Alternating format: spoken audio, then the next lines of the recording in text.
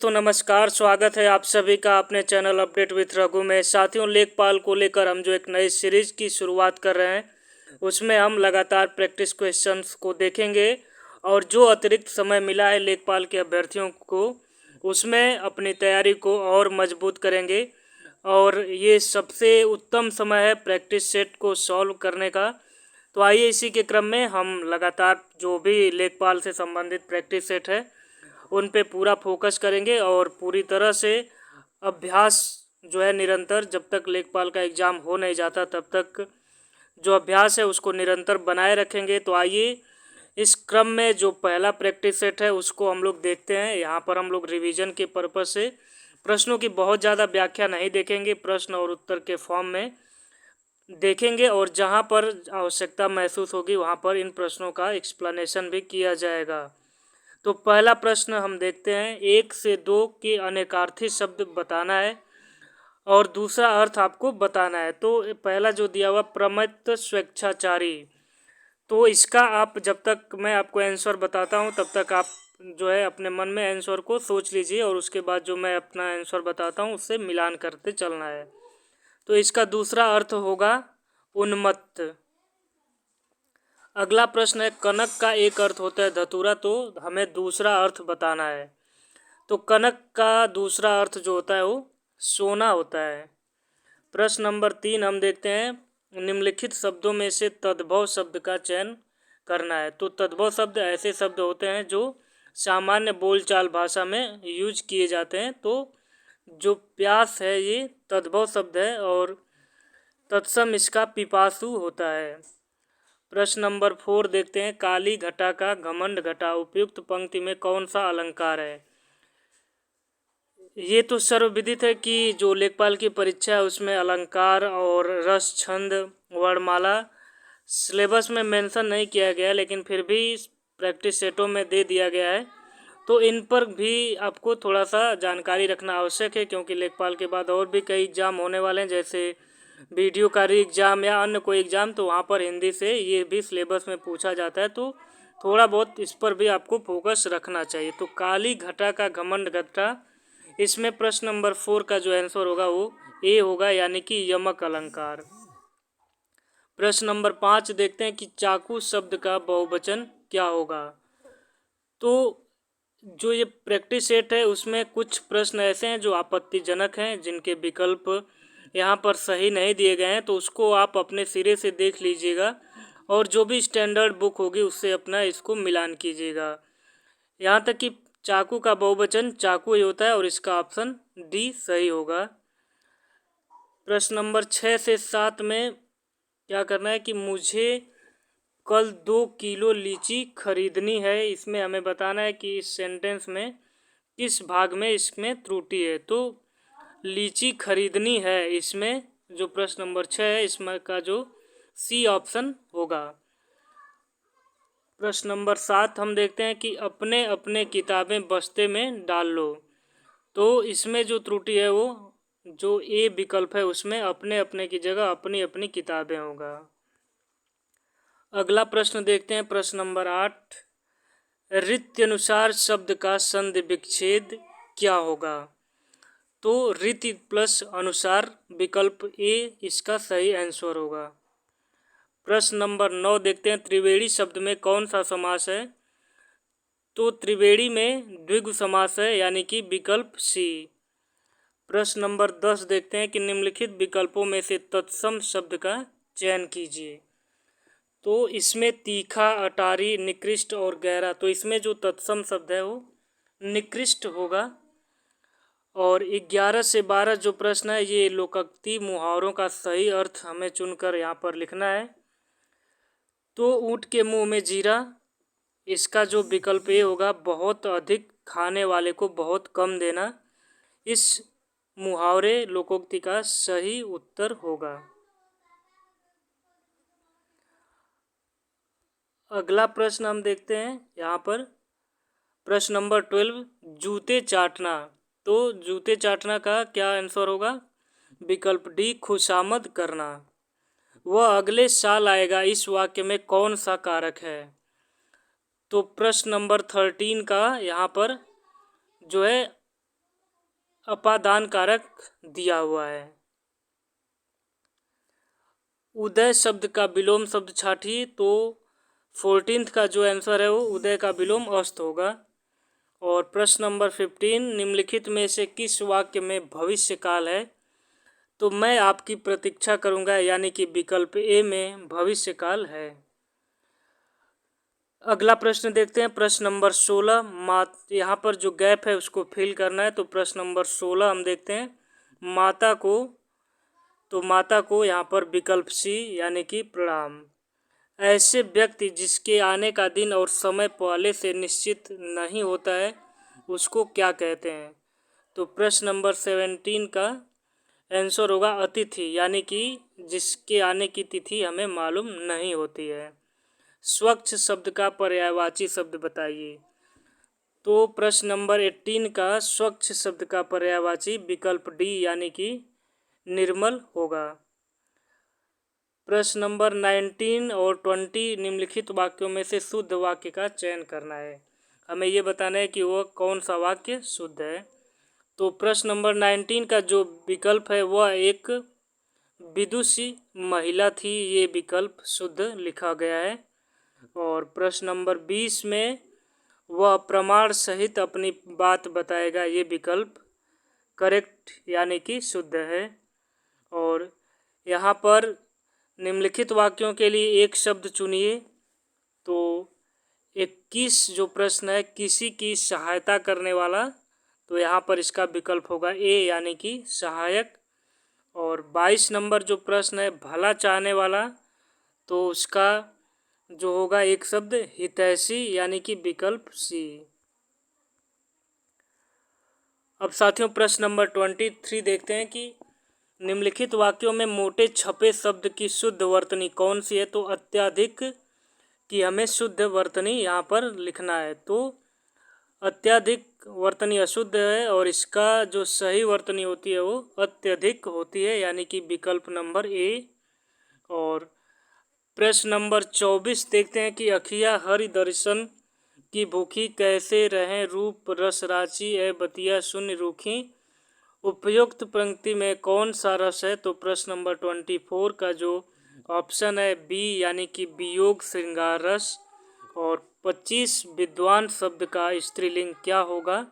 तो 25 का आंसर होगा विदुषी यानी कि विकल्प एक। यहाँ पर हिंदी के 25 प्रश्न खत्म हो जाते हैं। अब गणित की बारी आती है।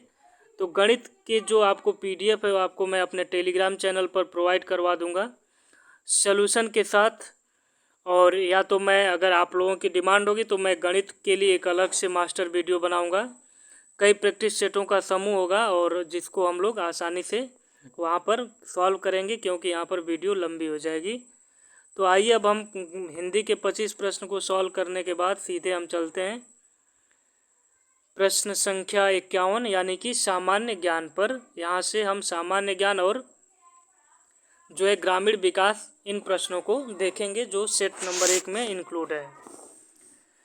निम्नलिखित में से कौन सा वर्तमान में विश्व बैंक का अध्यक्ष था? तो यहाँ पर जिम योंग किम। यहाँ पर थोड़ा सा इस सेट में, इस बुक में कुछ क्वेश्चंस आउटडेटेड हैं जो करंट के हैं, तो उनको ऊपर आपको फोकस नहीं करना है। आपको करंट के लिए अलग से वीडियो प्रोवाइड किया जाएगा, परंतु कुछ ट्रेडिशनल क्वेश्चन हैं जिनके उत्तर हमेशा एक जैसे रहते हैं, उनको आपको उन पर पूरी तरह से फोकस करना है और उनको पूरी तरह से याद कर लेना है। तो इसी के क्रम में अगला प्रश्न देखते हैं, 52 मशरूम किसके उदाहरण है? तो मशरूम जो होता है वो एक फंजाई यानी कि कवक का उदाहरण है। प्रश्न नंबर 53 देखते हैं कि दिल्ली मेट्रो को अपनी प्रथम ड्राइवर रहित रेलगाड़ी किस देश से प्राप्त हुई थी? तो बी यानी कि दक्षिण कोरिया से प्राप्त हुई थी। उपराष्ट्रपति को अपने कार्यकाल समाप्त होने से पूर्व अपने पद से हटाने का अधिकार निम्नलिखित में से किसके पास है? तो इसमें जो राज्यसभा है उसका एकाधिकार है उपराष्ट्रपति को अपने कार्यकाल समाप्त होने से पूर्व अपने पद से हटाने के लिए। प्रश्न नंबर 55 देखते हैं, निम्नलिखित में से किसका प्रशांतक औषधि के रूप में प्रयोग किया जाता है? तो वैलियम का प्रयोग यानी कि विकल्प डी का प्रयोग प्रशांतक औषध के रूप में किया जाता है। 56 देखते हैं, मोहिनी अट्टम नृत्य रूप निम्नलिखित में से किस राज्य से संबंधित है। तो 56 का जो है वो बी यानी कि केरल से संबंधित है। गांधी जी ने भारत छोड़ो आंदोलन कब शुरू किया था। तो 57 का आंसर होगा बी यानी कि 1942। गांधी जी से संबंधित एक या दो प्रश्न आपको सभी परीक्षाओं में ज़रूर देखने को मिलते हैं।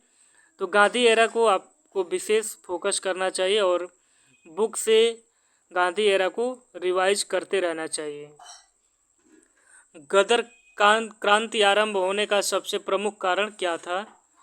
तो गदर क्रांति का प्रमुख कारण जो था प्रथम विश्व युद्ध का आरंभ होना, ये गदर क्रांति का प्रमुख कारण था। और एक कारण ये भी था कामागाटा मारू घटना, लेकिन यहाँ पर विकल्प जो है प्रथम विश्व युद्ध आरंभ होना ये दिया गया है।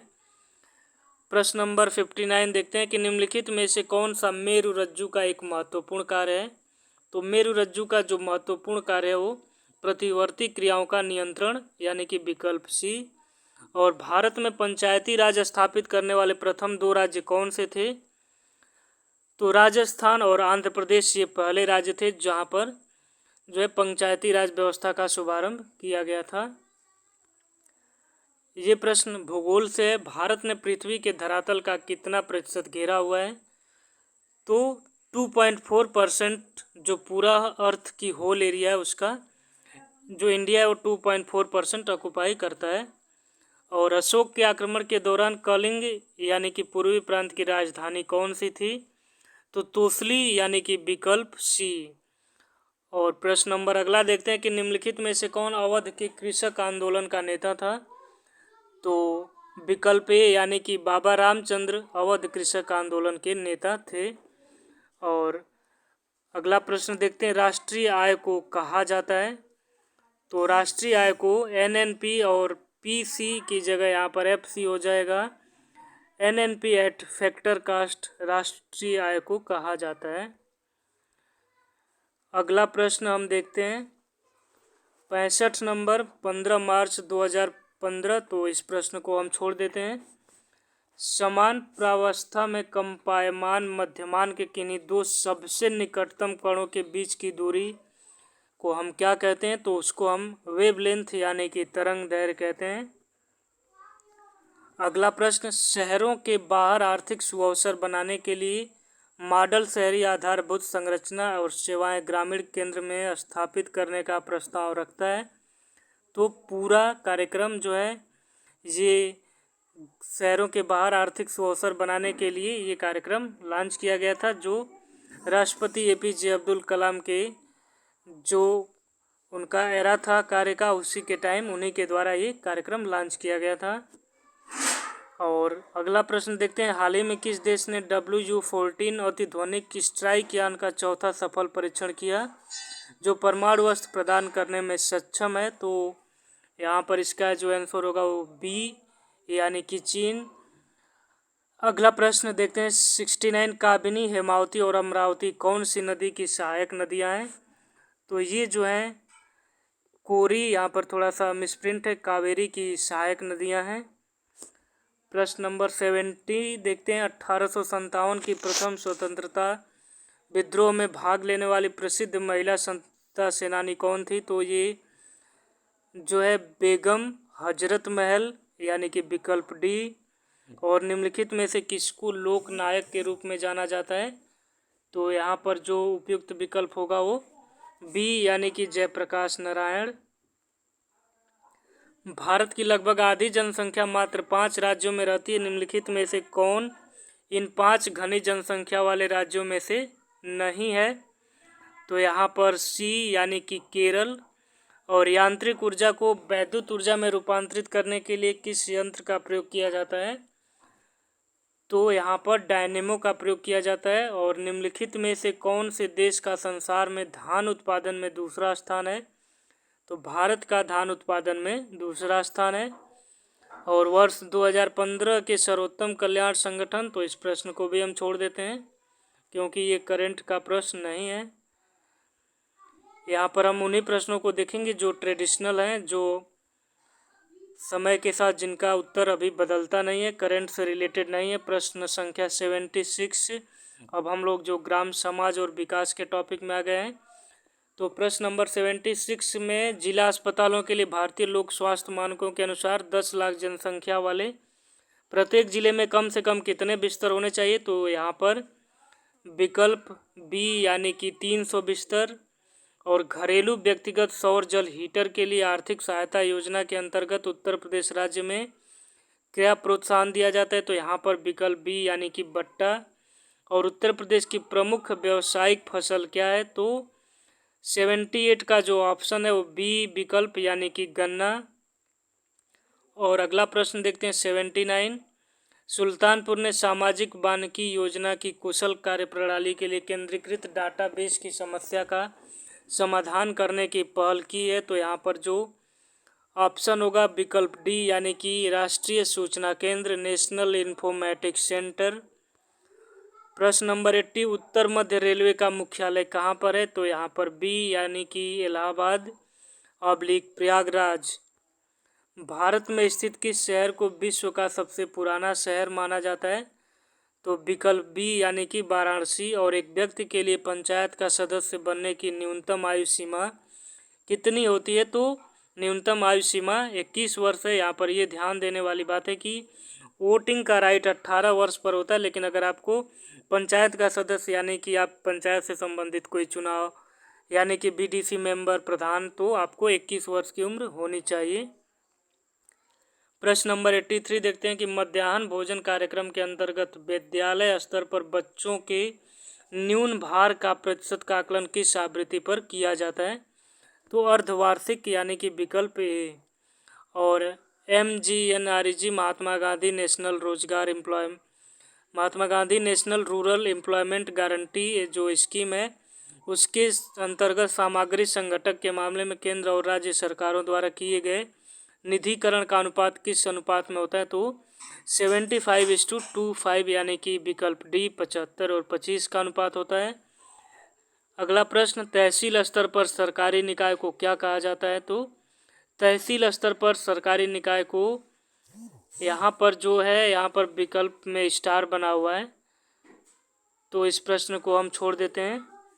और 86 2011 की जनगणना के अनुसार उत्तर प्रदेश का सबसे अधिक जनसंख्या वाला शहर कौन सा है? तो कानपुर जो है सबसे अधिक जनसंख्या वाला शहर है इन दिए गए विकल्पों में से।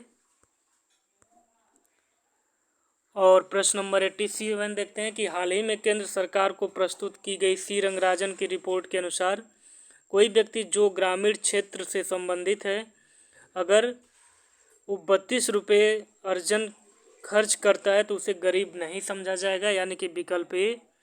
और अगला प्रश्न, कौन सी उपभाषा राज्य के पश्चिमी भागों रुहेलखंड और ऊपरी दोआब में बोली जाती है? तो बी विकल्प यानी कि खड़ी बोली। और एक ग्राम पंचायत में ग्राम के वार्डों से चुने हुए कितने सदस्य होते हैं जिन्हें पंच कहा जाता है? तो यहाँ पर जो है इस प्रश्न को याद कर लीजिएगा 89 का बी यानी कि 7 से 17 सदस्य। और उत्तर प्रदेश के उच्च न्यायालय के मुख्य न्यायाधीश की नियुक्ति कौन करता है? तो भारत का राष्ट्रपति जो है उच्च न्यायालय के मुख्य न्यायाधीश की नियुक्ति करता है। प्रश्न नंबर 91 देखते हैं कि उत्तर प्रदेश में एक वर्ष में न्यूनतम कितनी ग्राम सभा की बैठक होनी चाहिए? तो विकल्प डी यानी कि एटलीस्ट 2 बैठक होनी चाहिए एक वर्ष में। चमड़े की वस्तुओं के लिए प्रसिद्ध जिले हैं, तो ये प्रश्न, इस प्रश्न का जो आंसर है वो आगरा और कानपुर। ये जो पिछला मंडी परिषद का परीक्षा हुआ था तो डायरेक्ट यही प्रश्न को रिपीट वहाँ पर किया गया था। 93 देखते हैं, इंदिरा आवास योजना को जो एक केंद्र समर्थित योजना है, राज्य सरकार के साथ लागत सहभाजन का अनुपात क्या है? तो 93 में बी ऑप्शन यानी कि 75:25।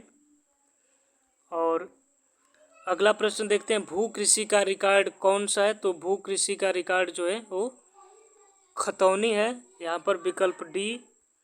और उत्तर प्रदेश के निम्नलिखित शहरों में से किससे पीतल उत्पादों का अधिकतम निर्यात किया जाता है? तो 95 का जो है ऑप्शन ए यानी कि मुरादाबाद। और उत्तर प्रदेश कितने जिलों में विभाजित है? तो यानी कि विकल्प ए 75 जो डिस्ट्रिक्ट है उनमें उत्तर प्रदेश का विभाजन किया गया है। और 97 अम्बेडकर विशेष रोजगार योजना के अंतर्गत परियोजना की इकाई लागत, तो परियोजना की इकाई लागत क्या है, ये 97 का डी, तो 50,000 से कम नहीं होना चाहिए। एक बिस्वा का 1 बीघा से क्या अनुपात है, तो 98 का 1/20 यानी कि विकल्प डी। और 1 एकड़ कितने वर्ग गज के बराबर होता है, तो 4840 वर्ग गज के बराबर 1 एकड़ होता है यानी कि विकल्प ए। और प्रश्न नंबर 100 जो 100 और अंतिम प्रश्न इस प्रैक्टिस सेट का,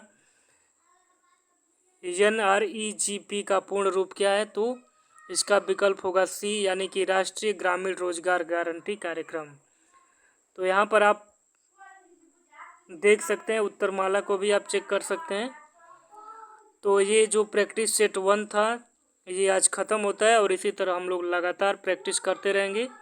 जितने भी प्रैक्टिस सेट हैं इस बुक में अवेलेबल 15 प्रैक्टिस सेट, इसको हम लगातार जो है अपने चैनल पर डालते रहेंगे। तो आप लोग इस चैनल को सब्सक्राइब कर लीजिएगा और अपने दोस्तों के बीच में भी शेयर कीजिएगा। तो आपने वीडियो अंत तक देखा, आप सभी का बहुत बहुत धन्यवाद। नमस्कार।